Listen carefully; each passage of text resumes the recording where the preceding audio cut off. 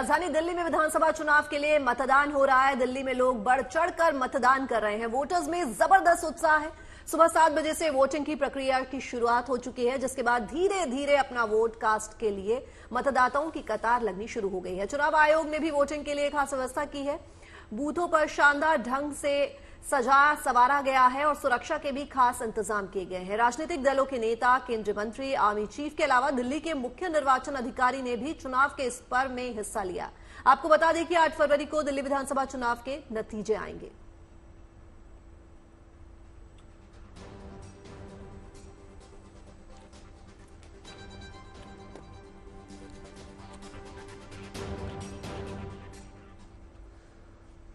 और अब आपको दिखाते हैं कि अब तक कौन कौन से बड़े नेता वोट डाल चुके हैं। तो सबसे पहले आपको बता दें कि विदेश मंत्री एस जयशंकर ने अपने मत का इस्तेमाल कर लिया है। उन्होंने परिवार के साथ जाकर वोट डाला और ये वो बड़े चेहरे आपको दिखा रहे हैं एक एक करके, जिन्होंने अपने अपने मत का इस्तेमाल कर लिया है। सुबह से ही कतारें देखने को मिल रही है, जोश जो है वो यहां पर मतदाताओं को देखने को मिल रहा है। लेकिन इस बीच तमाम दिग्गज भी अपने मत का इस्तेमाल कर रहे हैं। विदेश मंत्री डॉक्टर एस जयशंकर ने यहां अपने मत का इस्तेमाल किया, उन्होंने वोट डाला। पोलिंग बूथ पर वोटरों में गजब का उत्साह देखने को मिल रहा है और दिल्ली में लोकतंत्र का उत्सव धूमधाम के साथ आज मनाया जा रहा है। दिल्ली विधानसभा चुनाव में आपको बता दें तमाम बड़े नेता वोट का इस्तेमाल कर रहे हैं और इस बीच अब ये तस्वीर आप देखिए, विदेश मंत्री के बाद राहुल गांधी ने भी अपने मत का इस्तेमाल किया, मताधिकार का प्रयोग करने पहुंचे। ये तस्वीरें आप देखिए जहां राहुल गांधी ने भी वोट डाला। उनके साथ कांग्रेस के नेता संदीप दीक्षित और तमाम कांग्रेस के कार्यकर्ता नजर आए। ये देखिए कड़ी सुरक्षा व्यवस्था के बीच में राहुल गांधी पहुंचे पोलिंग बूथ, जहां उन्होंने अपने मत का इस्तेमाल किया। तो वहीं दिल्ली के अध्यक्ष, बीजेपी के अध्यक्ष वीरेंद्र सचदेव ने भी वोट डाला और मताधिकार का इस्तेमाल करने के बाद कहा कि उन्हें भरोसा है कि आज दिल्ली की जनता विकसित दिल्ली बनाने के लिए मतदान करेगी। तो सुबह से ही बूथों पर नेताओं की लाइन लगी हुई है। इससे पहले आपने देखा कि जयशंकर ने वोट डाला, राहुल गांधी को आपने वोट डालते हुए देखा और अब आप देख सकते हैं बीजेपी अध्यक्ष जो यहाँ हैं वो पहुंचे हुए और उन्होंने भी, वीरेंद्र सचदेव ने भी वोट डाला।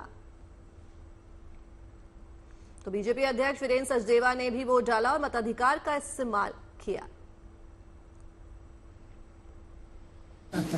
मैडम के साथ और ये विजेंद्र गुप्ता रोहिणी सीट पर 2015 से चुनाव जीत रहे हैं और उन्होंने मतदान किया है, लोगों से मतदान की अपील भी की है। अपनी पत्नी के साथ वोट डालने पहुंचे विजेंद्र गुप्ता।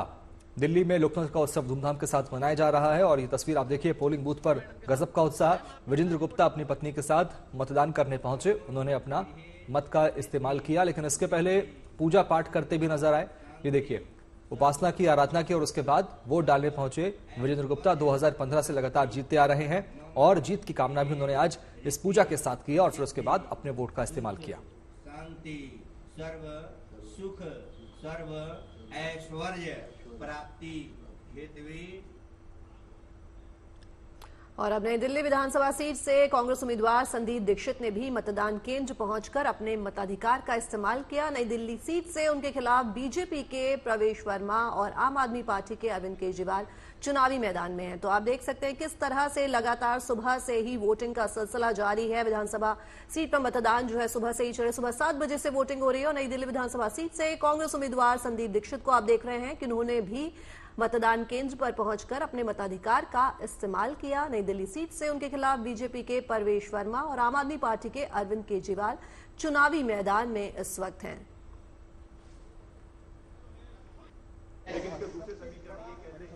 और अब देखिए, मनीष सिसोदिया को वो भी मतदान करने पहुंचे अपनी पत्नी के साथ, मतदान केंद्र पर जाकर मतदान किया, लोगों से वोट डालने की अपील भी की।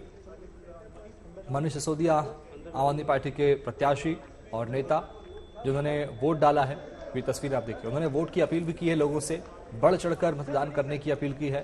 दिल्ली के पूर्व डिप्टी सीएम मनीष सिसोदिया और आम आदमी पार्टी के प्रत्याशी सिसोदिया ने मतदान का इस्तेमाल किया और उसके बाद लोगों से वोट डालने की अपील भी की है। जिंदगी के लिए वोट डाल कर रहा हूँ और भाई माइक को नीचे कर दो। हम वोट डालने जा रहे हैं। मैं दिल्ली के लोगों से भी अपील करूंगा अपने बच्चों की अच्छी शिक्षा के लिए, अपने परिवार के लोगों के अच्छे स्वास्थ्य के लिए, दिल्ली में बिजली पानी के लिए, इन सब के लिए वोट डालें। भाई माइक नीचे कर दो सारे। और वोट का अधिकार मिला ही इसलिए है कि हम अपने वोट के अधिकार से अपने बच्चों की अच्छी शिक्षा, अच्छे स्वास्थ्य, परिवार के लोगों के लिए बिजली, पानी, विकास, वेलफेयर, महिलाओं की सुरक्षा, इस सब के लिए काम करने वाली सरकार चुन सके। तो मनीष सिसोदिया को भी आप सुन रहे थे कि तमाम दिल्ली वालों से उन्होंने वोट डालने की अपील की है और दिल्ली चुनाव में उम्मीदवारों के लिए आज का दिन बड़ा ही खास है, क्योंकि आज दिल्ली की जनता इन नेताओं की किस्मत तय करने जा रही है। तो आज के दिन को सफल बनाने के लिए नेताजी भगवान के दर पर पहुंच रहे हैं। सुबह सवेरे उठकर नेताजी पूजा पाठ करते भी नजर आ रहे हैं। इन तस्वीरों से आप अंदाजा लगा सकते हैं कि इस बार दिल्ली का चुनाव टक्कर का होने वाला है। केजरीवाल को टक्कर दे रहे हैं परवेश वर्मा, सुबह पूजा पाठ करते वो नजर आए। तो वहीं जीत की कामना के साथ मनीष सिसोदिया कालका जी मंदिर पहुंचे और मां का आशीर्वाद लिया। तो वहीं बीजेपी नेता सतीश उपाध्याय ग्रीन पार्क में स्थित मंदिर में पहुंचे और चुनावी जीत के लिए मां की आराधना की। और रोहिणी से बीजेपी प्रत्याशी विजेंद्र गुप्ता ने भी पूजा पाठ किया। इसके अलावा कालका जी सीट से बीजेपी उम्मीदवार रमेश भिदुड़ी ने भी अपने घर पर सुबह उठकर पूजा की और फिर वोट डालने के लिए वो पहुंचे पोलिंग बूथ पर। तो ये तस्वीरें इस बात को बयां कर रही हैं कि किस तरह से तमाम राजनेता जो हैं वो वोट डालने से पहले उन्होंने भगवान को याद किया, पूजा पाठ की और उसके बाद उन्होंने वोट डाला।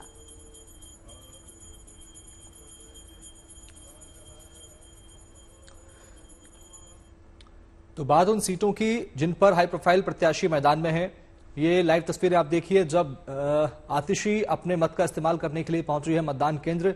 दिल्ली की मुख्यमंत्री आतिशी वोट डालने के लिए पहुंच रही हैं। देखिए तस्वीर आप, जहां उन्होंने अपने मत का इस्तेमाल करने के लिए वो पोलिंग बूथ पहुंच चुकी है। मतदान की अपील भी उन्होंने इसके पहले की थी और तमाम ये बड़े चेहरे जो लगातार मत का इस्तेमाल करने पहुंच रहे हैं और लोगों से मतदान की अपील भी कर रहे हैं।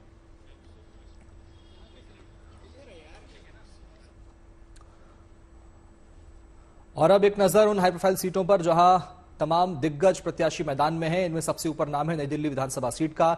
इस सीट पर यह वो इलाका है जहां राजधानी का मुख्यमंत्री तय करता है। इसके अलावा यहां बीजेपी के प्रवेश वर्मा केजरीवाल को टक्कर देने के लिए उतरे हैं। तो वहीं कांग्रेस ने संदीप दीक्षित को मैदान में उतारा है। ये वो हाई प्रोफाइल सीट है जहां ये तमाम बड़े चेहरे और तमाम बड़े दिग्गज चेहरे देखिए आपको नजर आएंगे। अरविंद केजरीवाल, प्रवेश वर्मा और संदीप दीक्षित। अरविंद केजरीवाल आम आदमी पार्टी के नेता है, राष्ट्रीय संयोजक हैं। प्रवेश वर्मा बीजेपी के प्रत्याशी हैं। संदीप दीक्षित कांग्रेस से हैं। इस बार कालकाजी सीट की बात करते हैं। कालकाजी सीट भी बेहद अहम है क्योंकि सीएम आतिशी को यहां बीजेपी के रमेश भिदुड़ी और कांग्रेस की अलका लांबा टक्कर दे रही है। ये वो बड़ी और अहम सीट है। तो दिल्ली के पूर्व मुख्यमंत्री मनीष सिसोदिया इस बार जंगपुरा से चुनावी मैदान में हैं। उनके खिलाफ बीजेपी ने तरविंदर सिंह मारवा को मैदान में उतारा है। तो वहीं कांग्रेस के फरहाद सूरी जंगपुरा से चुनावी ताल ठोक रहे हैं। तो वहीं मालवीय नगर से आम आदमी पार्टी के सोमनाथ भारती का सामना बीजेपी के सतीश उपाध्याय और कांग्रेस के जितेंद्र कुमार कोचर से है।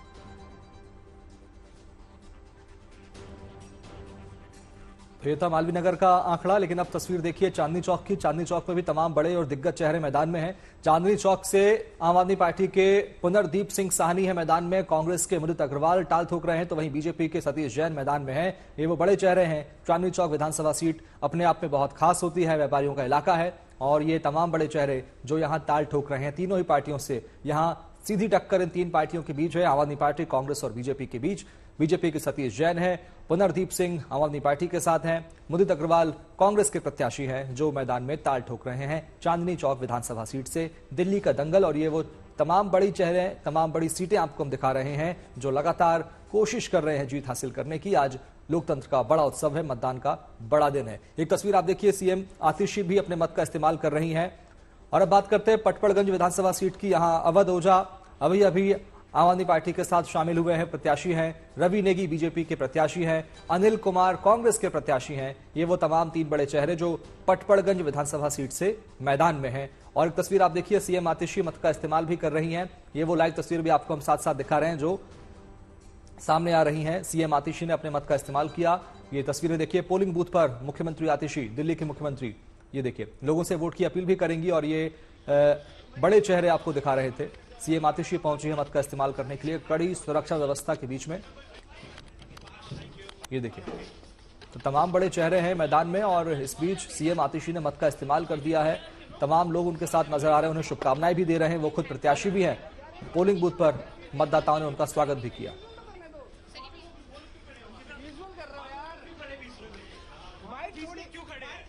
तो पोलिंग बूथों को सजाया गया है। तस्वीरें आप देखिए, उनका स्वागत यहां किया गया। उन्होंने अपने मत का इस्तेमाल किया।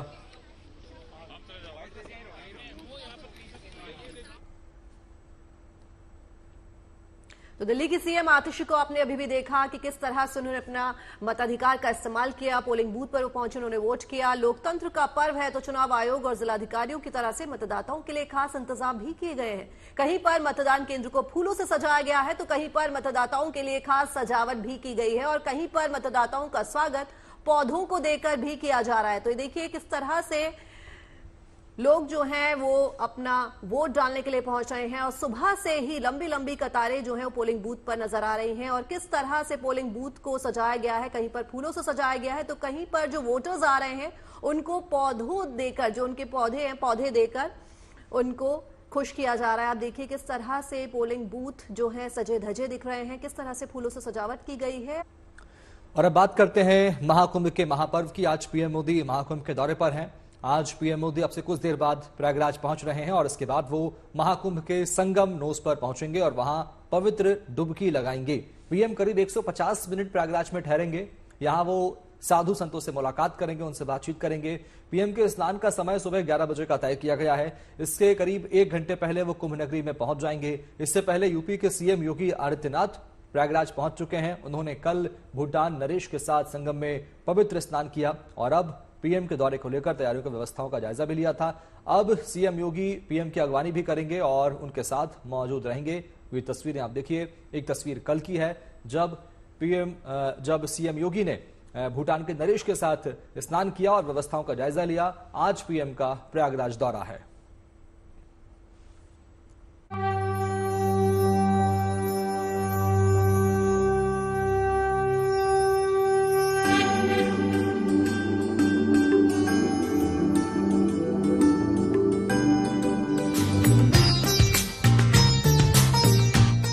अब से कुछ ही देर बाद प्रधानमंत्री नरेंद्र मोदी प्रयागराज पहुंचने वाले हैं। वो संगम में पवित्र स्नान करेंगे। इसको लेकर मेला क्षेत्र में सुरक्षा के कड़े इंतजाम किए गए हैं।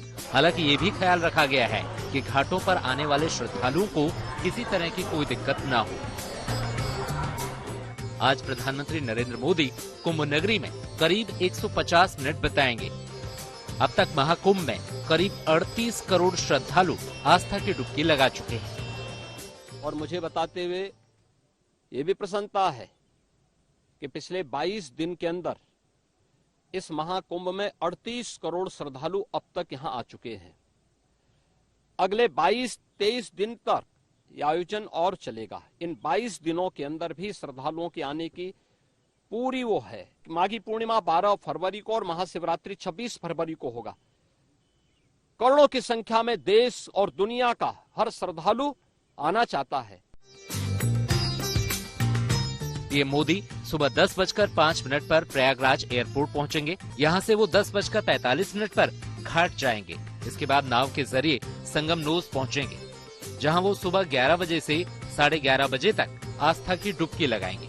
यहां प्रधानमंत्री नरेंद्र मोदी कुछ साधु संतों और सन्यासियों से भी मुलाकात कर सकते हैं। फिर संगम पूजन, आरती और स्नान के बाद सेक्टर 6 में लगाए गए स्टेट पवेलियन भी जाएंगे। वहीं 11:45 पर वो वापस एयरपोर्ट का रुख करेंगे। आखिर में 12:30 पर वो प्रयागराज एयरपोर्ट से वायुसेना के विमान के जरिए वापस दिल्ली लौट आएंगे। महाकुंभ का पावन पर्व जिस दिव्यता और अलौकिकता के साथ आगे बढ़ रहा है, पूरा विश्व उसका दर्शन कर रहा है। भारत के यशस्वी तपस्वी प्रधानमंत्री जी ने 1 महीने पहले 13 जनवरी से पहले 13 दिसंबर को आकर एक एक चीज को परखा, जांचा, जाना, समझा, कमियां थी उसको बताया और सबका उत्साहवर्धन किया। मैं हूं ना, हम हैं ना, साथ साथ मिलकर इस महाकुंभ को सफल बनाएंगे। आज वो फिर वापिस तीनों जब मुख्य पर्व हो गए हैं, शाबाशी देने आ रहे हैं, सबका साहस बढ़ाने आ रहे हैं।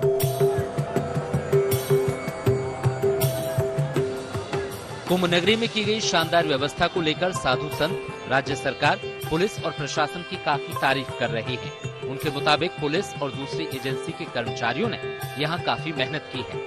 मेरे पास आए, मिले, बताया कि महाराज हम भारत की पुलिस का प्रशंसा किए हुए नहीं रह सकते। जाहिर है अब इंतजार प्रधानमंत्री नरेंद्र मोदी का है, जब वो कुंभ नगरी में आस्था की डुबकी लगाएंगे। प्रयागराज से कुमार अभिषेक और समर्थ श्रीवास्तव के साथ bureau report, good news today. Mahakumbh में पवित्र स्नान के बाद श्रद्धालु काशी और अयोध्या पहुंच रहे हैं। काशी में बाबा विश्वनाथ के लिए लंबी लंबी कतार देखी जा रही है। दर्शन करने में भक्तों को 6 से 8 घंटे का वक्त लग रहा है। कुछ ऐसा ही हाल अयोध्या का भी है। यहां पर भी भक्तों की भारी भीड़ उमड़ी पड़ी है। अयोध्या में रामलला के दर्शन पूजन का समय बदल गया है ताकि ज्यादा से ज्यादा भक्तों को रामलला के सुगमता से दर्शन हो सके। लिहाजा व्यवस्था बनाए रखने के लिए भी बालक राम के दर्शन का समय बढ़ा दिया गया है।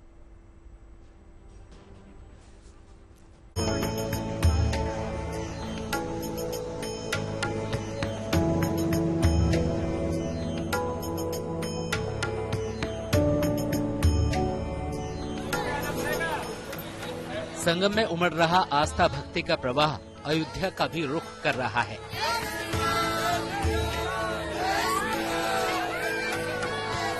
और भारी तादाद में भक्त रामलला के दर्शन को पहुंच रहे हैं। ज्यादा से ज्यादा भक्त बालक राम के दर्शन कर सकें, इसके लिए दर्शन के समय में बदलाव किया गया है। शाम के वक्त दर्शन का समय आधा घंटा बढ़ाया गया है, जबकि सुबह भक्तों को रामलला के दर्शन के लिए 1 घंटा अतिरिक्त मिलेगा। इस बदलाव के बाद अब रोजाना रामलला की मंगला आरती सुबह 4 बजे होगी। श्रृंगार आरती सुबह 6 बजे होगी, जिसके बाद दर्शन के लिए पट खुल जाएंगे। दोपहर 12 बजे राजभोग का समय है। इस दौरान भी दर्शन के लिए पट खुले रहेंगे। शाम 7 बजे संध्या आरती होगी। इस दौरान पट 15 मिनट के लिए बंद रहेंगे। इसके बाद रात 10 बजे शयन आरती होगी। अब वो श्रृंगार आरती 6 बजे प्रारंभ होगी और 6 बजे से ही दर्शन शुरू हो जाएगा। सुग्रीव किला पर 6 बजे से ही श्रद्धालुओं का प्रवेश होगा, दर्शन करेंगे। दोपहर में भोग लगेगा। भोग के समय भगवान का पट नहीं बंद होगा। भोग के समय 15 मिनट के लिए पर्दा आएगा, पुनः भगवान दर्शन देंगे श्रद्धालुओं को। और रात्रि में 10 बजे शयन आरती होगी। शयन आरती में जो श्रद्धालु हैं परिसर के अंदर आ गए हैं, उनको भी भगवान दर्शन देंगे। और जब श्रद्धालुओं को दर्शन हो जाएगा तो पट बंद होगा। पिछले महीने जनवरी में प्राण प्रतिष्ठा वार्षिक उत्सव के पहले से ही मंदिर प्रशासन ने विशेष व्यवस्थाओं पर जोर देना शुरू कर दिया था। महाकुंभ को लेकर पहले से ही पुख्ता तैयारियां थी, लिहाजा अब भारी जनसमूह उमड़ने के बाद भी श्रद्धालुओं को सुगमता से रामलला के दर्शन हो रहे हैं। श्रद्धालुओं को पूरी व्यवस्था दी गई है कि वो मंदिर में जाए, आनंद पूर्वक प्रभु रामलला का दर्शन करें, अपने कर्तव्य को प्रस्थान करें। चिकित्सा सुविधाओं की दृष्टि से हमने 3 एम्बुलेंस यहाँ लगा रखी। गुड न्यूज ये भी है कि राम मंदिर के प्रथम तल का निर्माण कार्य भी तेजी से आगे बढ़ रहा है, जो अयोध्या के आकर्षण को और बढ़ाने जा रहा है।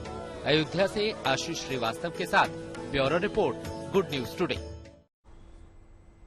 और वाराणसी में भी अयोध्या जैसी भीड़ उमड़ रही है, लिहाजा पुलिस और प्रशासन ने भी खास इंतजाम किए हैं ताकि वहां पहुंच रहे लोगों को कोई परेशानी का सामना न करना पड़े। देखिए ये रिपोर्ट।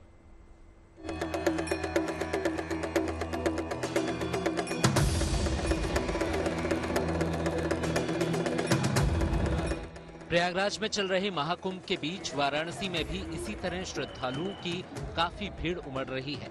लंबी लंबी कतारें लग रही हैं और पैर रखने की जगह तक नहीं बच रही। यहाँ 6 से 8 घंटे की कड़ी मशक्कत के बाद भक्तों को बाबा विश्वनाथ के दर्शन हो रहे हैं। हालांकि काशी में भीड़ अनियंत्रित न हो, बच्चों और बुजुर्गों को कोई दिक्कत न हो, इसका भी खास ख्याल रखा जा रहा है। विश्वनाथ के दर्शन के लिए बहुत अच्छा लगा इधर आके, मगर भीड़ तो बहुत है, मगर कोई दिक्कत नहीं आई, बहुत अच्छा लगा। प्रयागराज भी कुंभ मेला भी में गए और उधर भी स्नान करे और आज इधर स्नान करे गंगा जी में। और इधर सुबह में 3 बजे आए थे और अच्छा लगा दर्शन करके। कुंभ में श्रद्धालुओं का आंकड़ा 38 करोड़ पार कर चुका है। लिहाजा काशी में भी हालात काबू में रहें, इसके लिए पहले से ही कई जरूरी कदम उठा लिए गए हैं। काशी में सुरक्षा व्यवस्था का जिम्मा पुलिस के साथ साथ सीआरपीएफ ने भी संभाल लिया है। कहा जा रहा है कि महाकुंभ में आ रहे श्रद्धालु भी बड़ी संख्या में यहां बाबा के दर्शन के लिए पहुंच रहे हैं। अनुमान है कि रोजाना 8 से 10 लाख श्रद्धालु काशी में आ रहे हैं। ऐसे में जनपद के सभी स्कूलों को पहले ही 5 फरवरी यानी आज तक बंद कर दिया गया था। ज्यादातर स्कूलों को नगर निगम ने रैन बसेरे में तब्दील कर दिया है। इतना ही नहीं, शहरी क्षेत्र में पब्लिक ट्रांसपोर्ट पर भी रोक लगा दी गई है और यहाँ तक कि जनपद के बाहर के 4 पहिया वाहनों को भी आने से रोक दिया गया है। ये बहुत ही काफ़ी एक अच्छा फील आ रहा है यहाँ पे, और काफ़ी दिनों के बाद हमने आज यहाँ पे एक स्पिरिचुअल देखा है। और जॉब में रहते रहते अगर भगवान का इतना अच्छा जो मौसम यहाँ पे है, इन्वायरमेंट है, बहुत अच्छा लग रहा है, बहुत मज़ा आ रहा है। और मैं कहता हूँ कि हर किसी यूथ ने यहाँ पे आना चाहिए। ऐसा नहीं है कि तीर्थ धाम बस बुजुर्गों के लिए होता है। हम हर किसी से अनुरोध है कि ये बहुत अच्छी जगह है, यहाँ पे एक बार तो आके विजिट करना चाहिए, ये हम यूथ से कहना चाहते हैं। संगम स्नान करे, बहुत साधु संत को नाग साधक बैठ करे, दर्शन करके इधर का है। प्रयागराज में महाकुंभ 26 फरवरी यानी महाशिवरात्रि तक चलेगा। लिहाजा इस दौरान वाराणसी में श्रद्धालुओं की संख्या में और इजाफा होने की उम्मीद जताई गई है।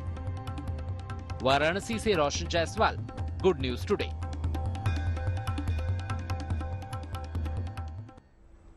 मुंबई में गणेशोत्सव चल रहा है। ये सुनकर आप शायद सोच में पड़ जाएं कि ये तो भादो मास में होता है, तो फिर अभी कैसे। लेकिन आपको बता दें कि ये माघी गणेशोत्सव है जो महाराष्ट्र में मुख्य रूप से मनाया जाता है।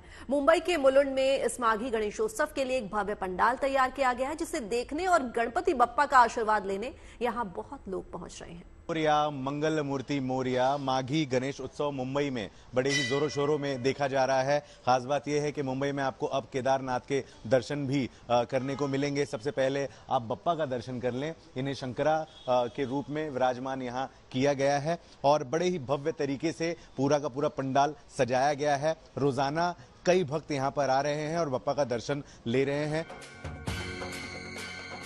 माघी गणेशो उत्सव में मुंबई में बाबा केदारनाथ के दर्शन करने का सौभाग्य भी प्राप्त हो रहा है। यहाँ बिल्कुल केदारनाथ धाम मंदिर की तरह ही झांकी बनाई गई है। केदारनाथ की ये झांकी लोगों को खूब आकर्षित भी कर रही है, जिसके निर्माण की तैयारी लगभग 2 महीने पहले से ही शुरू हो गई थी। मुंबई के कारीगरों ने यहाँ केदारनाथ धाम का निर्माण किया है। यहाँ पंडाल में विराजमान भगवान गणेश शंकरा के अवतार में हैं। मुलुंड में श्री स्वामी चैरिटेबल ट्रस्ट ने इस भव्य पंडाल का निर्माण कराया है। गणेश उत्सव के आयोजन के लिए यहाँ हर साल अलग अलग थीम पर पंडाल बनाए जाते हैं। हमारे साथ जगदीश श्रीधर शेट्टी साहब हैं, प्रेसिडेंट ने यहाँ के। इनसे बात करने की कोशिश करते हैं। कितने साल आपको हो गए और स्पेशली इस बार केदारनाथ ही क्यों? 16 साल हो गए गणपति बप्पा के। हम लोग गणपति उत्सव मनाते हैं, माघी गणेश उत्सव। इस टाइम हर साल अलग अलग शिरडी बनाया हुआ है, मल्लिकार्जुन बनाया, राम अयोध्या बनाया हुआ। तो इस साल शंकर भगवान का रूप केदारनाथ टेम्पल बनाया हुआ है सबने। अच्छा, माघी गणेश उत्सव को इतने जोरदार तरीके से मनाया जा रहा है, मुझे लग रहा है मुंबई का सबसे बड़ा पंडाल ये है, सही है? सब बहुत लोग की मन्नत पूरा होती है, तो लोग की आस्था है, तो लोग 10 दिन लोग भगवान की सेवा करते हैं और इतने धूमधाम से सब लोग आजू बाजू हमारा पूरा टीम वर्क है, सब मिलके करते हैं। और क्या क्या कार्यक्रम है इस पूरे 9 दिन?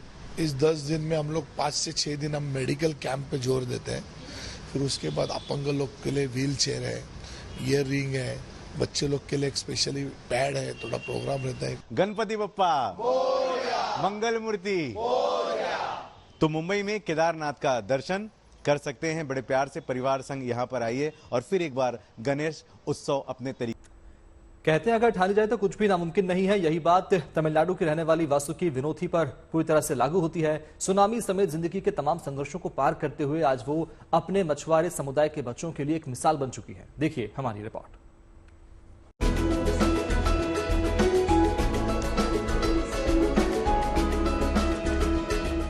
असल जिंदगी में सुनामी झेल चुकी IITian वासुकी विनोथी इन युवाओं के लिए काफी मेहनत कर रही हैं। प्रतियोगी परीक्षाओं में कैसे महारत हासिल की जाए, वासुकी इसकी ट्रेनिंग दे रही हैं।